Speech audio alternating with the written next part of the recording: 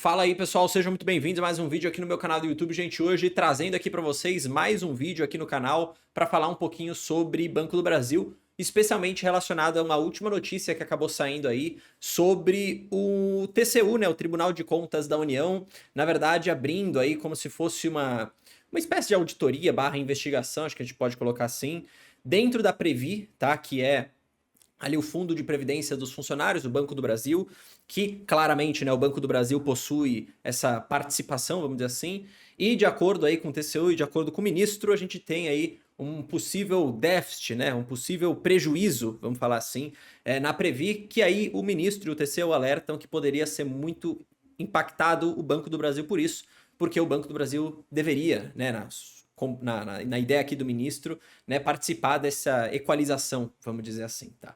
Então, o que é importante da gente entender aqui?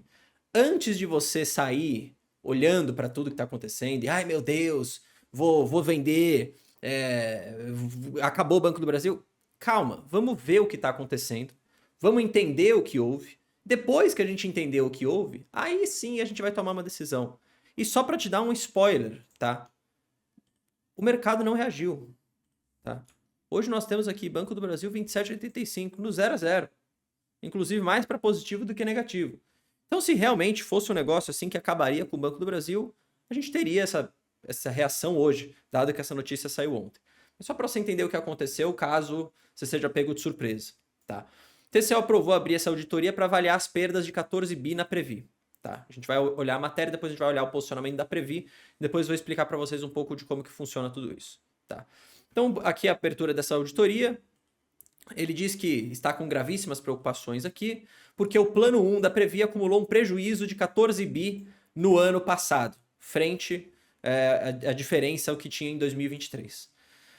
Isso daqui, logo de cara, você tem várias e várias interpretações, né? Quando você olha para isso, você percebe, bom, é um prejuízo acumulado, então a gente vai ter que ter alguma forma de compensação, porque o plano de previdência tem que continuar cumprindo com as suas obrigações, que é pagar as pessoas que ali estão, né, com os benefícios, por exemplo, com as obrigações.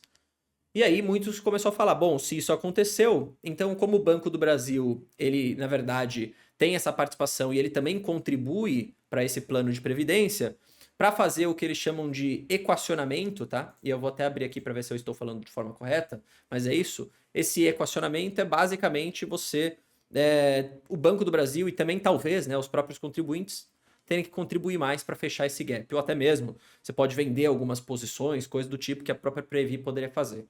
E isso começou a levantar muita dúvida, né, do mercado como um todo, a ponto de se realmente o Banco do Brasil seria afetado ou não. Se a gente teria o Banco do Brasil tendo que arcar com essa questão, e aí, por consequência, né, os investidores pensariam em receber menos dividendos, as ações poderiam cair e tudo mais. Foi isso que aconteceu, para ser bem sincero. E aí o que eu acabei fazendo? Aí só para você entender, tá? O plano 1 da Previ, ele é um plano de previdência lá de trás, tá? Se eu não me engano, tá? Eram funcionários que entraram até os anos 2000, mais ou menos isso, se eu não me engano, ou um pouquinho menos, tá? Então ele já é um plano de previdência bem antigo, não tem como você entrar nada mais, só que ele tem algumas questões, algumas regras, e dentro dessas regras você tem esses benefícios que tem que ser pagos, porque já foram previamente estabelecidos, o próprio Banco do Brasil contribuía, né, para esses aportes, vamos dizer assim, desses beneficiários, né? Ou seja, não só a pessoa colocava a grana, mas o Banco do Brasil também colocava, e vamos da palavra do dia a dia, como se o Banco do Brasil tivesse essa participação, essa obrigação também de estar meio que atento ao funcionamento disso e, teoricamente, como se previr, se alguma coisa de errado acontecesse, o responsável, entre aspas, também seria aqui o Banco do Brasil. O medo dos investidores era esse. Se aqui está falando, né, que você tem um prejuízo, você precisa compensar esse prejuízo de alguma forma. E aí é chamado, né, ali as questões do equacionamento, tá? Eu tô até lendo aqui para falar nenhum tipo de problema com vocês. Então, o que é a medida de equacionamento? Tá? São as ações adotadas, tá, para cobrir os déficits desse plano 1, garantindo de novo que o fundo tenha recurso suficiente para pagar os benefícios aos participantes. Tá? Quem que faz isso? Pode ser feito a própria Previ, necessitando de contribuições extraordinárias dos participantes, o Banco do Brasil contribuindo nessa mesma proporção, tá? Você pode, inclusive, rever as suas políticas de investimentos, a própria Previ, então às vezes se desfazer de algum tipo de posição, enfim. O que a Previ falou sobre isso, tá? Sobre essa notícia que saiu, tá? Olha só. Previ esclarece que, embora o ano de 2024 tenha apresentado grande volatilidade, os planos continuam em equilíbrio, muito por conta do bom resultado de 2023. Não há, portanto, nenhum risco de equacionamento, que é justamente isso que eu falei, nem de pagamento de contribuições extraordinárias pelos associados ou pelo próprio Banco do Brasil. É necessário ainda corrigir afirmações e alertar nossos associados a respeito de um erro de entendimento mencionado nas matérias jornalísticas. O déficit de um determinado período não é o prejuízo do determinado período. São conceitos diferentes. A Previ, olha o que eles falam, não precisou vender nenhum tipo de ativo para recompor reservas ou para cumprir com obrigações. Muito menos fazer aquelas medidas de equacionamento que eu acabei mencionando. Pelo contrário, segue saudável pagando mais de 16 bilhões em benefícios por ano, tá? Incluindo os dividendos de empresas. Enfim, isso aqui é só um pouco do posicionamento da própria Previ para você entender que aparentemente não é bem assim como se está falando. Algumas questões que você precisa entender, tá? De novo, eu vou ler aqui do lado para não falar nenhuma besteira.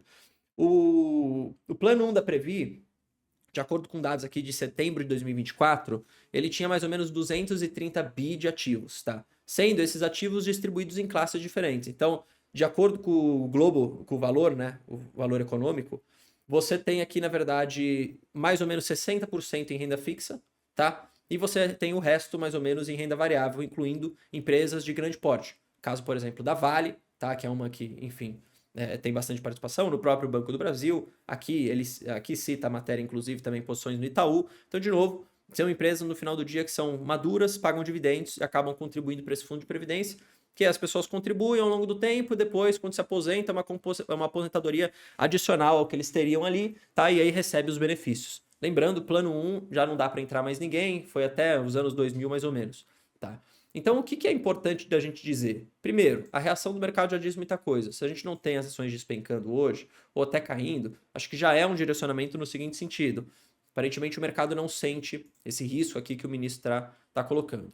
O comentário, acho que da Previ, foi bastante interessante no sentido de tentar mostrar para as pessoas que, teoricamente, né, pelo menos nesse momento, nada de ruim aconteceu, no sentido de deixar de cumprir com as suas obrigações, mas a verdade é uma só. Tem posição em renda variável, tem posição em renda fixa. Pode ter sofrido muito no ano de 2024, como várias outras empresas e investidores sofreram na marcação ao mercado na renda fixa, com a abertura de juros, na bolsa com as ações despencando. Então é normal que às vezes um ano não seja um ano positivo. Então acho que talvez seja isso que a Previ estava tentando aqui meio que trazer essa visão pra gente nesses comentários. E se você me perguntar, Bruno, o que aconteceu? Cara, eu tô plenamente normal com a minha posição em Banco do Brasil. Pelo que a gente tem de dados agora, e o Banco do Brasil, no momento que eu estou gravando esse vídeo, não se pronunciou, não falou nada sobre essa questão. Não vi também nenhuma outra analista ou coisa do tipo pontuando algum problema. Então, cara, eu vou continuar com a minha posição, eu não vou ficar tomando decisões emocionais, é o que eu sempre falo aqui para vocês. Eu tô entendendo os fatos também, são coisas novas que surgiram agora, uma notícia de ontem, tá? Tivemos aí essa questão do TCU, tivemos o comentário da Previ, vamos ficar de olho. É isso que a gente tem que fazer, continuar acompanhando, mas sem se desesperar, né? Porque as pessoas às vezes, meu Deus, acabou, a gente já viu esse filme antes, vamos vender. Cara, acho que não seja esse o caso, tá? Vamos esperar, vamos acompanhar, vamos ver, tá? Então a ideia aqui, na verdade, é mais para tranquilizar vocês sobre o que aconteceu, mostrando o noticiário. Se por acaso você ouviu alguma questão nesse sentido, porque as notícias, né, a mídia tá bombando com essa questão bilionária, né? Mas fique tranquilo, tá? Vamos acompanhar, vamos ver. Aparentemente, talvez possa ter sido, pelo menos de acordo com o comentário da Previ, um mal entendido, tá? Um mal entendido e inclusive noticiado para as pessoas. E a Previ continua normal, o Banco do Brasil sem risco de fazer nenhum tipo de contribuição, de pagamento. Por enquanto tá tudo na mesma, gente. É isso aí, espero que vocês tenham gostado, tamo junto, até o próximo vídeo. Valeu, falou, fui.